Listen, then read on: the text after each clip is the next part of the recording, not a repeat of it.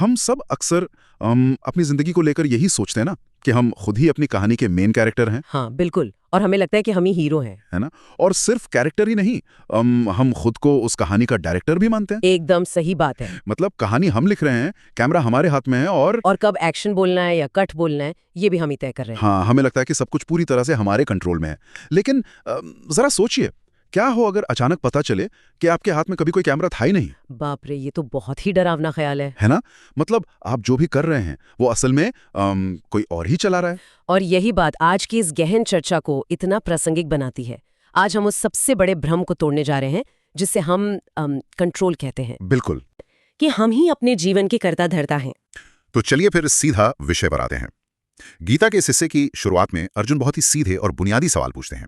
कुल 6 सवाल। हाँ, 6 सवाल। वो मुख्य रूप से जानना चाहते हैं कि क्षेत्र क्या है और क्षेत्रज्ञ क्या है।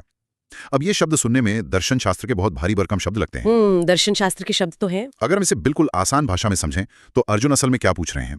क्या वो ये पूछ रहे हैं कि ये शरीर आखिर क्या चीज है? बिल्कुल। और अर्जुन के इन सवालों का जो जवाब है ना, वो हमारे पूरे वजूद को समझने की चाबी है। अच्छा। हाँ, सबसे पहले क्षेत्र की बात करते हैं। इसका शाब्दिक अर्थ होता है खेत या मैदान। गीता में हमारे इसी शरीर को क्षेत्र कहा गया है। लेकिन यहाँ एक पेच है। पेच? कैसा पेच? इसे सिर्फ हार्ड मास का ढांचा मत समझिए। ये एक बहुत ही जटिल मशीनरी है जो 24 तत्वों से मिलकर बनी है। 24 तत्व? मतलब यहाँ सिर्फ फिजिकल या भौतिक शरीर की बात नहीं हो रही है? नहीं, फिजिकल बॉडी तो इसका सिर्फ एक हिस्सा है, एक बाहरी आवरण है।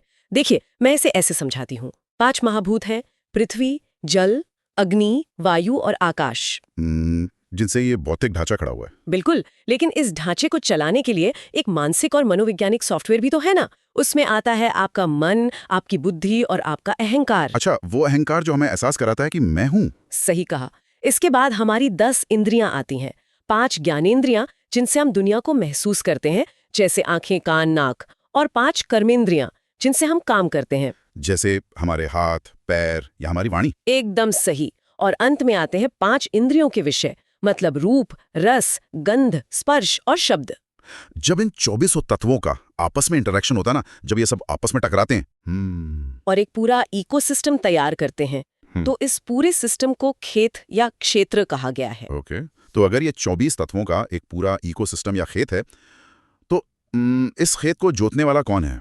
क्या मैं वो किसान हूं जो इस खेत में काम कर रहा है और इसे समझ रहा है? यहीं पर अर्जुन के दूसरे सवाल का जवाब यानी क्षेत्रज्ञ का कॉन्सेप्ट आता है। क्षेत्रज्ञ का सीधा सा मतलब है इस खेत को जानने वाला। जानने वाला? हाँ। इस 24 तत्वों की मशीनरी के भीतर जो चेतना है, जो आत्मा है, जो ये महसूस कर रही है कि मुझे दर्द हो रहा है या मुझे खुशी हो रही है, जो हर पल इस खेत की हर गतिविधि को देख रही है। बिल्कुल, वही क्षेत्रज्ञ है। पर यहाँ मेरी एक बहुत बड़ी उलझन है। मान लेते हैं कि मैं किसान हूँ, तो मैं सिर्फ अपने खेत में ही तो बीज बो सकता हूँ ना? हाँ, जाहिर है। मुझे सिर्फ अपने खेत की मिट्टी और अपनी फसल की जानकारी होगी। लेकिन इस दुनिया में तो अनगिनत इंसान हैं, अनगिनत जीव जंतु हैं, सबके अपने अपने खेत हैं।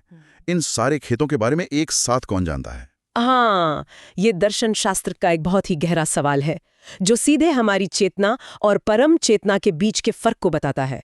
इसका जवाब किसान और राजा के अंतर में छिपा है। किसान और राजा? देखिए, एक किसान की पहुंच सिर्फ अपनी जमीन तक होती है। उसे नहीं पता कि पड़ोसी के खेत में फसल कैसी है या वहां क्या हो रहा है। सही बात है। हमारी आत्मा बिल्कुल उस किसान की तरह है। मुझे सिर्फ अपने शरीर का पता है। आपके शरीर में या आपके मन में क्या चल रहा है ये महसूस नहीं कर सकती। बिल्कुल, मैं भी आपके विचार नहीं पढ़ सकता हूँ। लेकिन एक राजा जो होता है उसे अपने पूरे राज्य के हर एक खेत का पता होता है। परमात्मा उस राजा की तरह है। अरे वाह! वो भी क्षेत्रज्ञ हैं, लेकिन वो परम क्षेत्रज्ञ हैं। वो हर एक जीव के हृदय में बैठकर एक ही समय पर ब्रह्मांड के सभी खेतों को एक साथ देखते और जानते हैं। मतलब मेरे अंदर 2 तरह के जानने वाले मौजूद हैं, एक मेरी अपनी आत्मा और एक वो परम चेतना। हाँ, बिल्कुल। ये विचार एक ही समय पर थोड़ा डराने वाला भी है और बहुत सुकून देने वाला भी। और इस पूरी चर्चा में एक बात जो मुझे सबसे ज्यादा दिलचस्प लगी वो ये कि ये शरीर सिर्फ एक खेत नहीं है जिसमें फसल उगाई जा रही है, बल्कि ये एक युद्ध का मैदान भी है। बिल्कुल, जो स्रोतों में बताया गया है। इसी शरीर रूपी खेत को हम कुरुक्षेत्र और धर्म क्षेत्र के रूप में देखते हैं। हाँ, जो कि बाहर कोई जमीन का टुकड़ा या ऐतिहासिक जगह नहीं है, बल्कि हमारे अपने मन की बात हो रही है। राइट, एकदम सही। हर इंसान के भीतर 24 घंटे 7 दिन एक महाभारत चल रही है। कुरुक्षेत्र हमारी असुरी संपदा या बुरी प्रवृत्तियां हैं। हमारे अंदर का वो हिस्सा जो कहता है कि दुनिया सिर्फ मेरे मजे के लिए है, शॉर्टकट ले लो, गुस्सा करो। सिर्फ अपना फायदा देखो। हाँ, और दूसरी तरफ हमारा धर्म क्षेत्र है जो हमारी दैवी संपदा है, करुणा, सच्चाई, प्रेम और शांति। हमारे इसी शरीर रूपी मैदान में अच्छाई और बुराई के बीच ये संघर्ष लगातार चलता रहता है। तो अगर इस शरीर के अंदर लगातार युद्ध चल रहा है तो इस खेत को सही तरीके से कैसे संभाला जाए? मतलब इसका ज्ञान क्या है? क्योंकि आजकल तो हम यही मानते हैं कि जिसके पास बड़ी बड़ी डिग्रियां हैं, जिसने दुनिया भर की किताबें पढ़ ली हैं, या जिसके पास इंटरनेट की सारी जानकारी है, बस वही ज्ञानी है। और ये आज के समाज की सबसे बड़ी और खतरनाक भूल है। गीता सूचनाओं के संग्रह और वास्तविक ज्ञान के बीच एक बहुत बड़ी लकीर खींचती है। मतलब सिर्फ इन्फॉर्मेशन होना ज्ञान नहीं है? बिल्कुल नहीं। जानकारी रट लेना या सिर्फ बहुत पढ़ा लिखा होना आपको ज्ञानी नहीं बनाता। ज्ञान का सीधा संबंध इस बात से है कि आप इंसान कैसे हैं, आपका चरित्र कैसा है। मुझे ना यहाँ पर दूसरे विश्व युद्ध के दौरान नाजी डॉक्टरों वाला वाकया याद आ रहा है। हाँ, वो बहुत ही भयानक उदाहरण है। हाँ, जब भी मैं उस घटना के बारे में सोचता हूँ मेरे रोंगटे खड़े हो जाते हैं। वो एक ऐसा उदाहरण है जो हमारी आधुनिक शिक्षा व्यवस्था पर बहुत बड़ा सवालिया निशान लगाता है।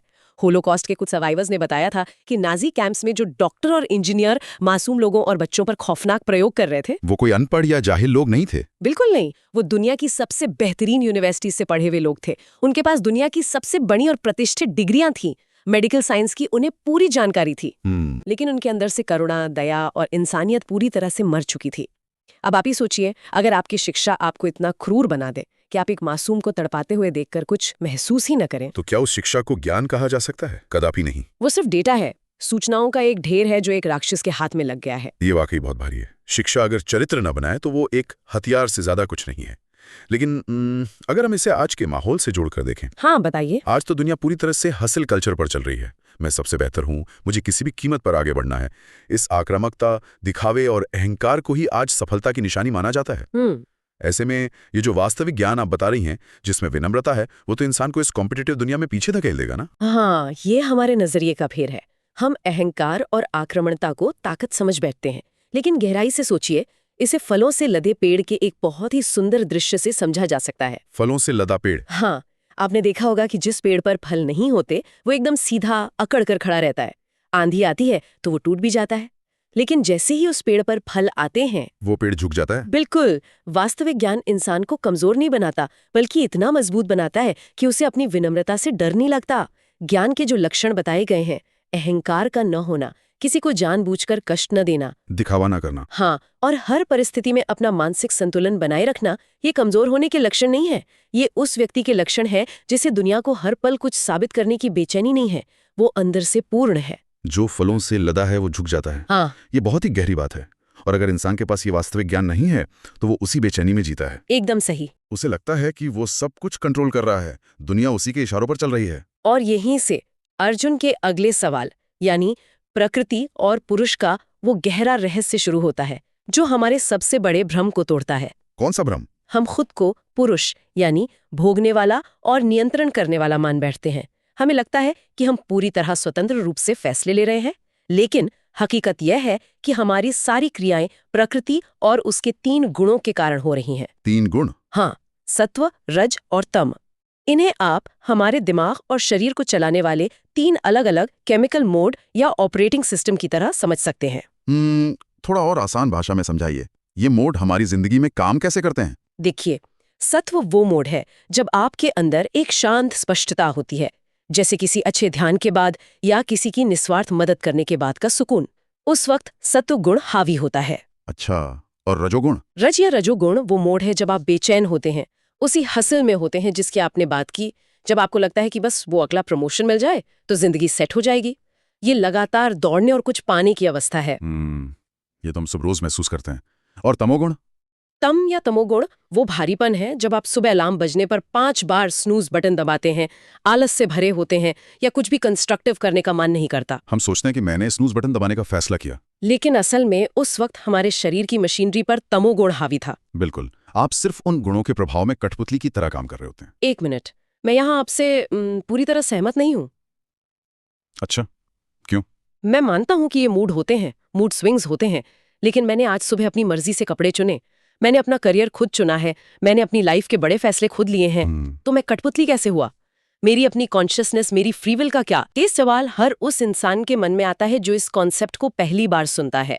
हमारा अहंकार ये मानने को तैयार ही नहीं होता कि हम कंट्रोल में नहीं हैं। लेकिन जरा अपने ही शरीर के मैकेनिज्म को ध्यान से देखें। ठीक है, देखते हैं। आप कहते हैं कि आप पूरे कंट्रोल में हैं, तो मुझे बताइए कि आप अपने दिल की धड़कन को खुद आदेश दे रहे हैं? नहीं। जो खाना आपने अभी खाया है, क्या उसे पचाने का फैसला और उसकी पूरी प्रक्रिया आपके इशारे पर चल रही है?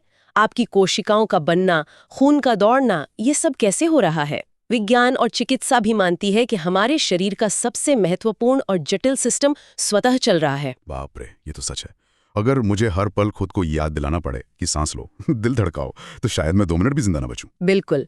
जिस शरीर के भीतर हम रह रहे हैं, उसकी बेसिक फंक्शनिंग तक पर हमारा कोई कंट्रोल नहीं है और हम खुद को पूरी दुनिया का डायरेक्टर समझते हैं। इसके अलावा एक और बड़ा भ्रम है खुद को अंतिम भोक्ता मानना। मतलब ये सोचना कि ये पूरी दुनिया, ये सारे साधन सिर्फ मेरे मजे के लिए बने हैं। हाँ, इंसान सोचता है कि मैं हर चीज का भोग करूंगा, लेकिन जरा हमारी भौतिक क्षमताएं देखिए। जवानी में इच्छा होती है कि दुनिया भर के पकवान खा लूं, लेकिन जब बुढ़ापा आता है तो शरीर साथ छोड़ देता है। पाचन तंत्र कमजोर हो जाता है, आंखें धुंधली हो जाती हैं। दुनिया में भोगने के लिए सब कुछ मौजूद है, लेकिन आपके पास उसे भोगने की क्षमता ही नहीं बचती। तो फिर आप दुनिया के मालिक या अंतिम भोक्ता कैसे हो सकते हैं? ये एक इल्यूजन है। ये बहुत ही जबरदस्त तर्क है। मतलब हम सीमित संसाधनों और एक एक्सपायरी डेट वाले शरीर में बैठकर खुद को ब्रह्मांड का राजा समझ रहे हैं। एकदम सही। तो अगर हम अंतिम भोक्ता नहीं हैं और हम कंट्रोल में भी नहीं हैं, तो फिर वो सत्ता है किसके पास? इस पूरी मशीनरी को चला कौन रहा है? हमारी भक्ति, हमारे कर्म जा कहाँ रहे हैं? इसे समझने के लिए पेड़ की जड़ को सींचने का एक बहुत ही शानदार नियम बताया गया है स्रोतों में। पेड़ की जड़ को सींचना? हाँ, फर्ज कीजिए आपके पास एक बहुत बड़ा पेड़ है और आप चाहते हैं कि उसकी हर पत्ती, हर टहनी हरी भरी रहे। तो क्या आप एक एक पत्ती को अलग अलग पानी पिलाएंगे? बिल्कुल नहीं। इतना वक्त किसके पास है?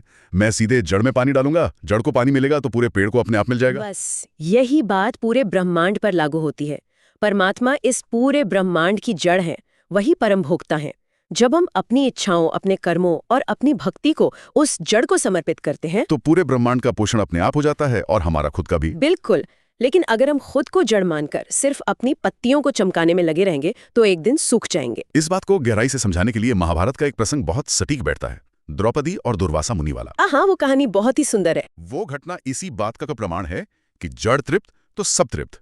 वनवास के दौरान जब दुर्वासा मुनि अपने 10,000 शिष्यों के साथ अचानक पांडवों के आश्रम पहुंचे और भोजन मांगा, और द्रौपदी के पास जो जादुई अक्षय पात्र था वो उस दिन के लिए खाली हो चुका था। हाँ, 10,000 लोगों को खाना खिलाना तो उस जंगल में नामुमकिन था। तब द्रौपदी ने घबराकर भगवान कृष्ण को पुकारा।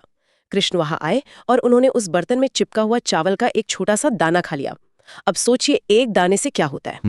कुछ भी नहीं। लेकिन चूंकि कृष्ण उस पूरे ब्रह्मांड की जड़ हैं, उनके वो एक दाना खाते ही नदी में स्नान कर रहे उन 10,000 ऋषियों का पेट इतना भर गया कि उन्हें डकारें आने लगीं। अरे वाह! ऐसा लगा जैसे उन्होंने अभी अभी 56 भोग खा लिए हों। ये कहानी सीधे तौर पर बताती है कि परम भोक्ता वास्तव में कौन है।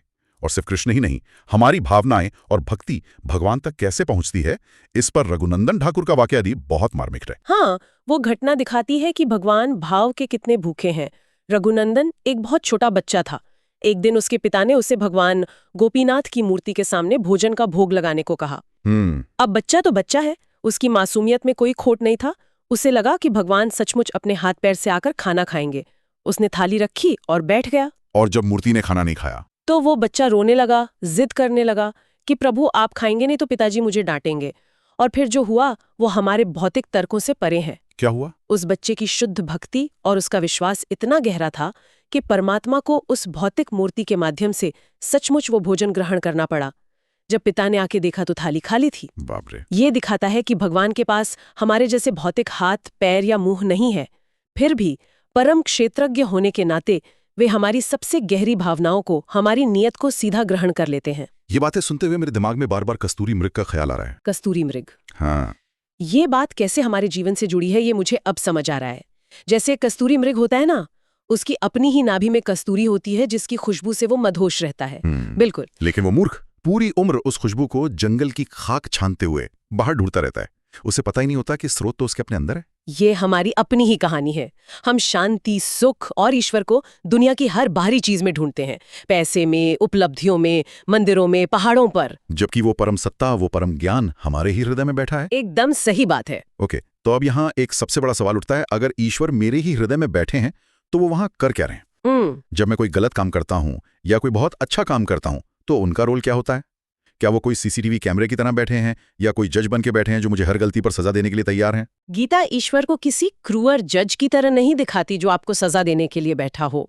हृदय के भीतर ईश्वर की भूमिका एक बहुत ही क्रमिक और सुंदर प्रक्रिया है। क्रमिक प्रक्रिया मतलब स्टेप बाय स्टेप। हाँ, शुरुआत में जब कोई इंसान पूरी तरह से भौतिक दुनिया में यानी सिर्फ अपने लालच या फायदों में उलझा होता है, तब परमात्मा उसके शरीर में सबसे पहले उपद्रष्टा के रूप में होते हैं। उपद्रष्टा मतलब वो सिर्फ एक गवाह हैं जो सब कुछ देख रहे हैं लेकिन बीच बचाव नहीं कर रहे। बिल्कुल, वे आपकी फ्री विल में दखल नहीं देते, वे चुपचाप सिर्फ देख रहे हैं। लेकिन जब इंसान थोड़ा जागता है, अध्यात्म या अच्छाई की तरफ मुड़ता है, तब वो अनुमंता बन जाते हैं। अनुमति देने वाले। हाँ, वे आपको भीतर से सही रास्ते पर चलने का एक मौन समर्थन देने लगते हैं। आपको महसूस होता है कि आप सही कर रहे हैं। एक तरह का इंट्यूशन या अंदर की आवाज। एकदम वैसा ही। और जब आपकी निष्ठा और साधना बढ़ती है तो वे भर्ता बन जाते हैं, यानी वे आपके आध्यात्मिक पोषण की जिम्मेदारी ले लेते हैं। और फिर वे भोक्ता बनते हैं। आप जो भी अच्छे कर्म या प्रेम उन्हें अर्पण करते हैं, वे उसे सीधे स्वीकार करते हैं। उसके बाद वे महेश्वर यानी इस पूरी प्रकृति के परम स्वामी के रूप में महसूस होते हैं। और अंततः जब आत्मा पूरी तरह से अहंकार मुक्त हो जाती है, तब वे परमात्मा के रूप में जीव के साथ एकाकार हो जाते हैं। तो इसका मतलब ये हुआ कि ईश्वर अपना रूप नहीं बदल रहे हैं, बल्कि जैसे जैसे मेरे अंदर की सफाई हो रही है, मेरी उनके प्रति समझ और मेरा अनुभव गहरा होता जा रहा है। एकदम सटीक तरीके से समझा आपने। एक मिनट, अगर सब कुछ इस तरह से काम कर रहा है तो फिर भाग्य क्या है? क्या ईश्वर हमारा भाग्य पहले से लिखकर भेजते हैं? हाँ, ये एक बहुत बड़ी गलतफहमी है जो अक्सर लोगों को होती है। ईश्वर भाग्य नहीं लिखते। तो फिर भाग्य कौन लिखता है? हमने शुरुआत में शरीर को खेत कहा था ना। आप अपने खेत में जो बीज बोएंगे वही तो काटेंगे। हमारे द्वारा बोए गए कर्मों का बीज ही हमारा भाग्य तय करता है। मतलब जैसी करनी वैसी भरनी। बिल्कुल। ईश्वर सिर्फ वो जमीन और प्रकृति के नियम प्रदान करते हैं। अब अगर आप बबूल का बीज बोएंगे तो आम की उम्मीद कैसे कर सकते हैं? और फिर ईश्वर को कैसे दोष दे सकते हैं कि मेरे भाग्य में कांटे क्यों हैं? ये तो व्यक्तिगत जिम्मेदारी का बहुत बड़ा सबक है। हम अपनी गलतियों का ठीकरा भगवान पर नहीं फोड़ सकते। इस पूरी बातचीत में एक बात जो मुझे सबसे ज्यादा सुकून दे रही है वो आत्मा की प्रकृति के बारे में है। हाँ, वो सबसे खूबसूरत हिस्सा है। जैसे आसमान होता है, आसमान के बीच से घना और काला धुआं भी गुजरता है, बारिश भी होती है और ताजी हवा भी चलती है, लेकिन आसमान कभी भी उस धुएं से गंदा या दूषित नहीं होता। वो अपनी जगह एकदम साफ और अछूता रहता है। और सूर्य का उदाहरण भी बिल्कुल ऐसा ही है। एक अकेला सूरज पूरी दुनिया पर चमकता है, एक साफ नदी पर भी रोशनी डालता है और एक गंदे नाले पर भी। लेकिन वो खुद किसी भी गंदगी से मैला नहीं होता, है ना? ठीक वैसे ही हमारी जो असली पहचान है, हमारी आत्मा, वो इस शरीर की बीमारियों, बुढ़ापे, सुख दुख और हमारे मानसिक विकारों से बिल्कुल अछूती रहती है। शरीर बूढ़ा होता है, आत्मा ने। मैं वो धुआं नहीं हूं, मैं वो आसमान हूं। ये समझना ही मन को कितना हल्का कर देता है। यही इस पूरे 13वें अध्याय का सबसे बड़ा सार है। यह जानना कि मैं इस खेत का ज्ञाता तो हूं, लेकिन मैं इसका परम मालिक नहीं हूं। जिस दिन इंसान ये बात दिल से मान लेता है कि वो हर चीज को कंट्रोल नहीं कर सकता, उस दिन उसका सबसे बड़ा मानसिक बोझ उतर जाता है। ये समर्पण हमें कमजोर नहीं बनाता, बल्कि हमारे अहंकार को मिटाकर हमें एक अद्भुत शांति देता है।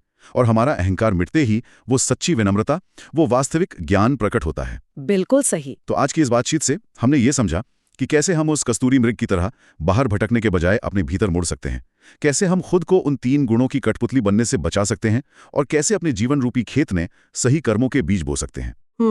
बहुत ही अच्छी तरह से आपने इसे समेटा। अब इस चर्चा को खत्म करने से पहले मैं एक विचार आप सबके मन में छोड़ना चाहता हूँ। हमने शुरुआत में बात की थी कि हमारे शरीर के भीतर कुरुक्षेत्र और धर्मक्षेत्र का युद्ध चल रहा है। हाँ, बुराइयों और अच्छाइयों का युद्ध। जरा सोचिए, जब इंसान अपने अहंकार को पूरी तरह छोड़ देता है तो धीरे धीरे उसके अंदर का कुरुक्षेत्र शांत हो जाता है। लेकिन बात सिर्फ बुराई के खत्म होने की नहीं है।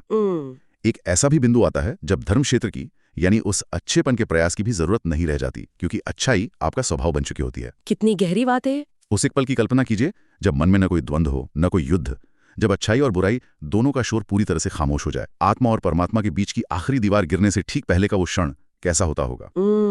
उस अनंत शून्यता और शांति का अनुभव कैसा होता होगा जहां मैं अपनी जिंदगी का डायरेक्टर हूं, ये भ्रम पूरी तरह मिट जाता है। इस सवाल के साथ थोड़ा वक्त बिताइएगा। बिल्कुल। ये जानना कि हम इस छोटे से शरीर और उसकी रोजमर्रा की चिंताओं से कहीं ज्यादा विशाल हैं, सच में एक जीवन को बदलने वाला अनुभव है। आज की इस गहन चर्चा में बस इतना ही। सीखते रहिए और अपने अंदर के उस परम क्षेत्रज्ञ को पहचानने की कोशिश करते रहिए।